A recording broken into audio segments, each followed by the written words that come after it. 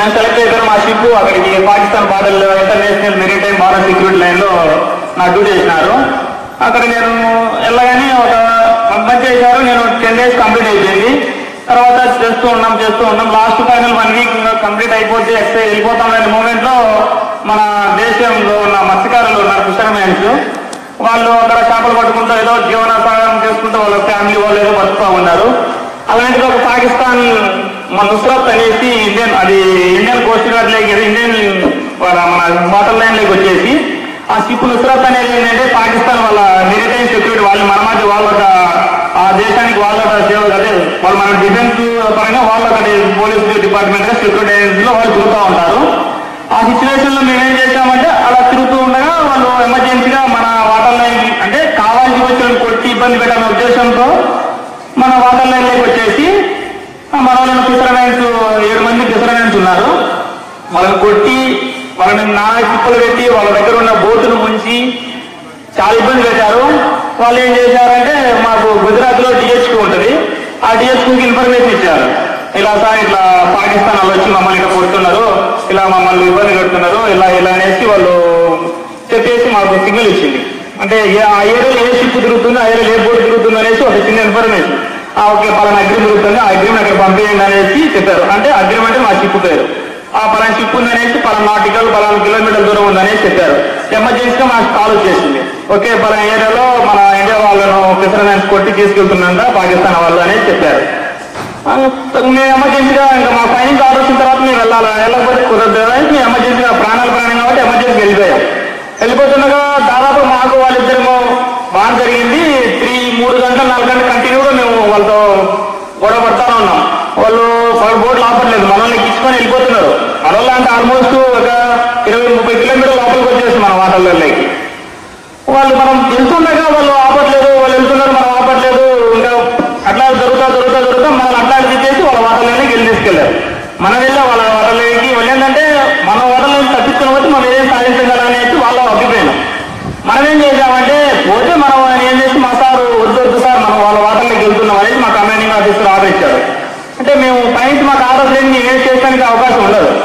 ఆ సిచ్యువేషన్ లో ఏం చేసినామంటే మేము సార్ ఆర్డర్స్ లేవు కదా మనకి, ఎలా వెళ్తాం వితౌట్ పర్మిషన్ మనం వెళ్ళలేము సార్ అనేసి మా ఎక్స్పో అందరూ అంటామంటే మా కమాండింగ్ ఆఫీసర్ షిప్ చెప్తా ఉంటారు. అతను చెప్పాడు ఇంకా పోతే మనము ఒక 7 మంది కాపాడితే మనం సరిపోతుంది కదా ఎట్లా అనేసి వాళ్ళు ఆలోచిస్తున్నారు. అతను ఏం చేయాలి, అతను డెసిషన్ తీసుకోవాలంటే ఒక షిప్ జరుగుతుంది. దాదాపు ఆ షిప్ లో 60-70 మంది ఉంటారు. ఆ 7 మంది కోసం చూస్తే 60-70 మంది ఇబ్బంది పడతారు, ఒకవేళ ప్రయాణం జరిగితే ఇబ్బంది పడతాం ఉద్దేశంతో మా వాళ్ళు ఆలోచిస్తాను వాళ్ళు వాటర్ నుంచి దాటుకొని వెళ్ళిపోయారు. కానీ మేము ఒక ఐడియా వచ్చింది మాకి, వాళ్ళు మనల్ని పట్టుకుని వెళ్ళారు కదా, మన వాళ్ళని పట్టుకుని వాళ్ళు ఇట్లా వస్తారు కదా సార్ అనేసి మన వాళ్ళు సజెషన్ తీసుకున్నారు. అప్పుడు మనం పాకిస్తాన్ వాళ్ళు చేపలు పట్టే వాళ్ళ దగ్గరికి వెళ్ళేసి మనం ఒక 14 మందిని మనం ఎక్కించుకున్నాం మన బోట్లోకి. వాళ్ళు మెసేజ్ చేసి ఫైర్ చేసి వాళ్ళకి వాటర్లో నార్మల్ ఫైర్ చేసేసి ఇంకా వీళ్ళైతే కాదని చెప్పి వాళ్ళందరినీ మేము గల్లు పెట్టేసి అందరినీ మన షిప్కి ఎక్కించిన 14 మందిని. ఎక్కిన తర్వాత వాళ్ళు చెప్పారు sir Indian coast guard sir వాళ్ళు వచ్చి మమ్మల్ని కొట్టి తీసుకెళ్తున్నారు, లేకుంటే మమ్మల్ని చంపేస్తారంట సార్, మీరు వాళ్ళు వదిలి పెట్టండి సార్ అనేసి పాకిస్తాన్ వాళ్ళు ఏం చేశారంటే వాళ్ళు పాకిస్తాన్ ఎత్తుకొని వెళ్ళిన వాళ్ళు చెప్పేసినారు. చెప్తానే వాళ్ళు వెంటనే యాక్షన్ తీసుకోలేదు. మేము ఫైట్ చేస్తున్నాగా వాళ్ళకి కథలో ఇంకోస్తుంది కదా సౌండ్. ఆ సిచ్యువేషన్ లో ఓకే వదిలేయండి ఇంకా మేము వస్తున్నాము, మా వాళ్ళు వదిలేండి మీ వాళ్ళు వదిలేస్తాం అనేసి వాళ్ళు మళ్ళీ మరో తీసుకుని వచ్చేసినారు. దాదాపుగా ఒక 100 మీటర్ల దూరంలో ఉన్నారు వాళ్ళు, మనం 100 మీటర్ల దూరం ఉన్నాము. మన దగ్గర ఆల్రెడీ అన్ని గన్స్ లోడ్ చేసి పెట్టినాము ఫైరింగ్. ఒకవేళ వాళ్ళు ఎమర్జెన్సీ ఏం జరిగినా కానీ మనం ఫైర్ చేయాల్సి వస్తుంది. ఆ సిచ్యువేషన్ లో ఇంకా మనం ఒక Indian coast guard ship Pakistan ship 2 కలిగి చేయాలంటే చాలా కష్టం అవుతుంది. ఖచ్చితంగా 100% వాట్ దొరుకుతుంది, ఫైరింగ్ దొరుకుతుంది. ఆ సిచ్యువేషన్ లో నాకు నష్టమే నీకు నష్టమే. అక్కడ నువ్వు చెప్పుకోవాలి, నా పెట్టు నేను చెప్పుకోవాలని ఉద్దేశంతో మనం డీలింగ్ చేసుకున్నాం ఆల్రెడీ. వాళ్ళకి భయం ఉంటుంది కదా, అదే మన దగ్గర ఏంటంటే ఒక బుల్లెట్ వేస్తేనే ఆటోమేటిక్ షిప్ మొత్తం లేచిపోతుంది. అలాంటి పవర్ మన దగ్గర ఉంది. కానీ వాళ్ళకి తెలుసు ఆల్రెడీ మన షిప్ క్రియేట్ చేయడానికే చాలా షిప్పులు పడారు. మనం దాదాపు 15 కిలోమీటర్ దూరంలో వితిన్ 10-15 నిమిషాలు మనం రీచ్ అవుతున్నాం వాళ్ళ షిప్ దగ్గరికి. అలాంటి వాళ్ళకి ముందే తెలుసు మన ఇండియా వాళ్ళని తాగాలంటే వాళ్ళు భయం. అలాంటివి ఎవరు లేని ఉద్దేశం తగిలారు. ఆ సిచ్యువేషన్ లో మనం ఉన్నాము, చెప్పేసాం మీరు ఒకటి కావచ్చు మరి 10, మీరు 4 కావచ్చు 10 కావచ్చు, 10 కావచ్చు మీ బుట్ ఏమవుతుంది అనేది మా సార్ చెప్పారు. మన దగ్గర మరి స్ట్రాంగ్ బుల్లెట్ స్ట్రాంగ్స్ అంత వెపన్స్ అని అంత లోడ్ చేసి పెట్టింది ఆల్మోస్ట్. ఒక బుల్లెట్ ఒకసారి ఫైర్ చేసి ఉంటే 4 కిలోమీటర్లు పోతుంది. ఆ 4 కిలోమీటర్లు అంత ఉండే పవర్ అలాంటిది ఉంటుంది. నేను చెప్పేసిన మా దగ్గర ఉండే మీ దగ్గర ఉండే చూడ చూడండి ఒకవేళ ప్రయత్నం ఇద్దరు మోతాం అనేసి ఉద్దేశం మనం అన్నాం. మనోళ్ళు వాళ్ళ దగ్గర 7 మందిలో, మనం 14 మందిలో వాళ్ళు మనోళ్ళ దగ్గర. సరే అని వాళ్ళకి అండర్స్టాండింగ్ వచ్చారు. ఓకే సార్ నేను ఫైట్ చేయరు, మీరు ఫైట్ చేయరు, మా వాళ్ళు మీరు వాళ్ళని మీ వాళ్ళు మీద అనేసి ఒక చిన్న బోర్డు వేసుకుని మనం వెళ్ళాం. అంటే మనోళ్ళు ఉన్నారు కదా, ముందు ఏమైనా ప్రాణాలు తెగించి వాళ్ళు మీరు రానంటే మేము రాము, మీరే రాని అన్నారు. మనం ఏంటంటే వాళ్ళ మాటలు ఉన్నారంటే మన వాళ్ళ మాట మనకి రాదు. అంటే మనం వాళ్ళ వారిలో మనోళ్ళు ఉంటారు కదా, మన దూరం పోయి కూడా మనం గొడవ మనం వెళ్ళాలి కదా. ఏమైనా 7 మంది ప్రాణాలు కాపాడే ఉద్దేశంతో మనం తెగించి ఆ పక్కకి వెళ్ళాం. అలాంటి మనం వాళ్ళు గొడవ వడానికి వెళ్ళరైతే మనం అప్పుడే ఫైట్ చేసి కానీ వాళ్ళు కూడా నక్కని కాల్ చేసి వెళ్ళిపోతుంది కదా. అక్కడ మన దేశంలో ఉన్న మత్స్యకారులు పేదవాళ్ళు 7 మంది ఉన్నారు. వాళ్ళ కోసం అనేసి నేను అక్కడికి వెళ్ళాము. వెళ్ళి మనం ఒక గొడవ పడడానికి ఒక నిమిషం మాట్లాడాలి అనే ఉద్దేశంతో మా దగ్గర జమీన్ అనేసి ఎమర్జెన్సీగా జమీన్ ఉంటుంది. అంటే 7 మంది వెళ్ళొచ్చు, ఎమర్జెన్సీగా యూజ్ చేస్తాం. ఆ సిచ్యువేషన్లో మేము ఎమర్జెన్సీలో బోర్డు దించేసి సరే వెళ్దాము, 7 మంది మనం వెళ్దాం, మనం 7 మంది ఉంటుంది కదా, వాళ్ళు మన దగ్గర 14 మంది ఉంటుంది కదా అనేసి ఆ 14 మందిని 2 బోర్డు వేసుకొని 14 వాళ్ళని ఎక్కించుకొని మనం 7 మంది మొత్తం వెళ్ళి ఒక బోర్డు వెళ్ళాం. వెళ్తుగా అక్కడికి వెళ్ళిన తర్వాత వాళ్ళ రసి మన దగ్గర జమీన్ ఉంటుంది, పట్టుకోవాలని వాటర్లోనే కదా, ఒకవేళ సముద్రంలో కాబట్టి ఏం చేసిన అవకాశం లేదు. నేల మీద అయితే ఏదైనా అట్ట చెట్టు రోడ్డు వెళ్ళడానికి అవకాశం ఉంటుంది.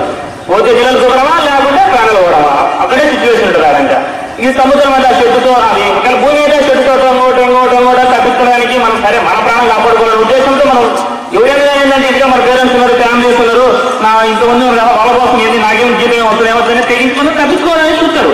కానీ సిచ్యువేషన్ లేదు అక్కడ తప్పించుకోవడానికి. కానీ ఆ సముద్రం అయిపోయింది, పోతే సముద్రం చూడాలా లేకపోతే ఫైల్ చేసుకొని ఇంకా పారదొరుకుతారు. అది వెళ్ళాము, మనం ఒకరిని పంపిస్తే వచ్చాను, వాళ్ళు మన వాళ్ళని పంపిస్తే మనం ఇద్దరు పంపిస్తాం. అంటే వాళ్ళు మన దగ్గర 14 మంది ఉన్నారు కదా, మనం 7 మంది కదా, మనం ఒకరిని పైకి పంపిస్తే వాళ్ళిద్దరు మన పైకి పంపిస్తే వాళ్ళు మనకి ఇంటికి పంపిస్తారు మన వాళ్ళను. అలా జరిగింది. మన వాళ్ళందరూ ఎక్కించుకున్నాం. లాస్ట్ మూమెంట్ లో ఇంకా వాళ్ళు ఏం చేశారంటే పాకిస్తాన్కి జిందాబాద్, పాకిస్తాన్ జిందాబాద్ నడుస్తున్నారు. ఎందుకంటే మేము సాధించి మేము మా మోడల్ని తీసుకెళ్ళాం కదా అనేది వాళ్ళు సాధించి అనుకుంటారు. మనం ఏమనుకున్నాం అంటే మన మత్స్యకారులు మన దేశ వాళ్ళని మనం కాపాడాం కదా ప్రాణం అనేది మనం అనుకుంటాం. వాళ్ళేమని మనం బెదిరించి వాళ్ళంటే మూర్ఖపు నాయలు అంట, చాలా ఘోరంగా ఉంటారు వాళ్ళు. వాళ్ళ గడ్డలు వాళ్ళు ఏంటంటే అంతే వాళ్ళు. ఆ సిచ్యువేషన్ ఏం చేసినామంటే మేము ఇంకా ఎక్కించుకున్నాం. ఒక రష్య ఉంటుంది కదా, మోకు ఉంటుంది కదా, ఆ మోకు పట్టుకొని వేసినారు, కొట్టినారు, మనల్ని కొట్టినారైతే ఒకవేళ గొడవ జరుగుతుందేమో అని నేను చెప్పా. సార్ సైలెన్స్ సార్, నాకే తగిలిందండి, సైలెన్స్ సార్ ఇట్లా హెల్మెట్ కింద పడిపోయింది అనేసి మాకు ఇప్పుడు చెప్పారు. వాటర్ చెప్తానే అర్థమవుతుంది. ఇప్పుడు అరే నో ఫైర్ వద్దు, ఎమర్జెన్సీ ఏం చేయదు, మీరేం మాట్లాడదు, ఏం మాట్లాడినా కానీ మీకు గొడవ జరుగుతుంది, ఇప్పుడు మళ్ళీ వాటర్ జరుగుతుంది, మనోళ్ళు ముందు ఎక్కించుకొని చేస్తారు అనేసి మాకు మోటివేషన్ ఇస్తా వచ్చినారు. అప్పుడు వెళ్ళాము, తీసుకెళ్ళాము, మన బోర్డుకి వచ్చాము. అప్పుడు మళ్ళా భారత మాతకే జిందాబాద్ అని చెప్పి గట్టి వాళ్ళ పాకిస్తాన్ వాటర్లోనే వాళ్ళ దగ్గరే మన గట్టిగా మొత్తం మన దగ్గర ఉన్న ఫైరింగ్స్ అంతా ఒకసారి గాలిలో ఫైర్ కొట్టేసి సాధించమనే ఉద్దేశంతో ఫైట్ చేసేసి పాకిస్తాన్ వాళ్ళందరూ పాకిస్తాన్ జిందాబాద్ అరుస్తా పోతా ఉన్నారు. కానీ మనమే ఇంకా సరే మన వాళ్ళ వాటర్లు అస్సాలు అవద్దనేసి ఆలోచించి ఇంకా లేదు, మనోళ్ళు మన బోట్కి 15 seconds ఎప్పుడైతే 7 మంది ప్రాణాలు కాపాడి మనం ఎక్కించుకున్నామో వాళ్ళ వాటర్లోనే వాళ్ళ దగ్గరే వాళ్ళ ముందే మొత్తం గాల్లో ఫైర్ కొట్టేసి భారత్ మాతాకి జిందాబాద్ అనేసి చాలా గట్టిగా ఆవాజ్ చేసి గట్టిగా అచ్చికొని మేము వాళ్ళ నుంచి ఎగ్జామ్ బయలుదేరి వచ్చేసినాం. అదేంటి నైట్ 8 గంటలకు జరిగిన ఎక్సర్సైజ్ ఇది. డే టైం జరుగుతాయి, ఎవరికి ఏం జరుగుతుంది అనేది మనకు సిచ్యువేషన్ అర్థమవుతుంది. అది రాత్రి 8 గంటలకు జరిగింది. 3-4 నుంచి స్టార్ట్ అయిపోతే రాత్రి 8కి ఎండ్ అయిపోయింది ఆ ఎక్సర్సైజ్. ఆ ఒక్క గొడవలు వాడు గొడవ మన గొడవ వాడు పడతా ఉంది.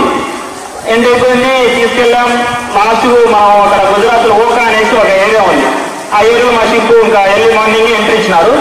ఎంట్రీ ఇస్తానే ఇంకా వెళ్ళి మన పేరెంట్స్ వాళ్ళ 7 మంది కుటుంబాలలో ఒక కుటుంబానికి ఎంతమంది ఇస్తారంటే అమ్మా నాన్న పిల్లోళ్ళు ఇంకా వాళ్ళ నాన్న అందరూ ఉంటారు కదా, ఫ్యామిలీ ఒక కుటుంబానికి దాదాపు 7 మంది ఇస్తున్నారు. అలాంటిది 100 మంది వాళ్ళు 7 మంది కుటుంబాలు 100 మంది ఇస్తున్నారు. వాళ్ళు 100 మంది వచ్చి మా కాళ్ళు పట్టుకోవడం, మమ్మల్ని అప్ చేసుకోవడం, మమ్మల్ని ఉపయోగించడం.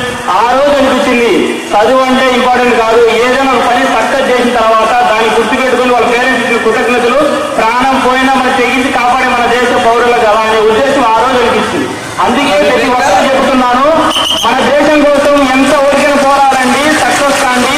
ఏదైనా మన స్కూల్కి ఇప్పుడు నేను ఈ పేరంతా నాకు వచ్చినారంటే ఒకటి వన్ ఆఫ్ ది క్రెడిబుల్ మాకు మేడం సారే ఈ యొక్క నాకు వచ్చి ఈ అవార్డు నేను ఫస్ట్ సక్సెస్ గా నేను మేడం సార్ దగ్గరికి వచ్చి నేను ఇక్కడ వచ్చి సెలబ్రేషన్ చేస్తున్నా. ఇలాగే నిన్న నా రిక్వెస్ట్ గా మేడం గారు నా సార్తో నాకు మరొకటి వచ్చి నాకు చాలా గ్రాండ్ వెల్కమ్ చెప్పి గ్రాండ్ గా సెలబ్రేషన్ చేశారు. అందుకే ఈ అవార్డు నా ఫస్ట్ అంకితం చేసి మన స్కూల్ కి అంకితం చేస్తున్నాను. ఇప్పటి నుంచి ఇంకా ఇలాంటి ఎన్నో సక్సెస్ కోసం నేను సక్సెస్ చేస్తానని మన స్కూల్ కి ఇలాంటి ఉన్నత స్థానానికి వెళ్ళి తీసుకెళ్తానని మనస్ఫూర్తిగా కోరుకున్నాను. అవకాశం ఇచ్చిన సార్కి నేను ధన్యవాదాలు.